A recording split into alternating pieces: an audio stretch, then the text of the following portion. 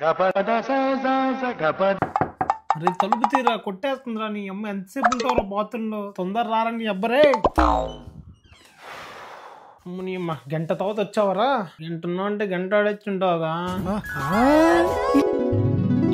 నీ అమ్మ జీవితం మగాళ్ళలో పుట్టా. అమ్మాయికి పుట్టింటే కనీసం పెళ్లి చేసుకుని వెళ్ళిపోయేదాన్ని. నాకే గర్ల్ ఫ్రెండ్ లేదా చాలా మందికి లేదా? మాస్టర్స్ కి అయితే వచ్చాము, మరి జాబ్ రాకపోతే నా లోన్ ఎలా క్లియర్ చేయాలి? గ్రాడ్యుయేషన్ అయిపోతుంది, ఎలారా బాబు నెక్స్ట్ ఏంటి? జాబ్ ఖచ్చితంగా కొట్టాలి. అసలు ఉన్న కాంపిటేటివ్ వరల్డ్ లో జాబ్ వస్తుంది అంటారా? ఒకవేళ జాబ్ వస్తే మంచిగా కారైన హౌస్ తీసుకోవాలి. ఒకవేళ జాబ్ వచ్చిపోతే నా ఈఎంఐ పరిస్థితి ఏంటి? అసలు ఉన్న కాంపిటేటివ్ ప్రపంచంలో జాబ్ వస్తాయా? మా అమ్మ నమస్తే మామా, డబ్బులు పంపవా? 10,000 మందేస్తున్నాం మామా.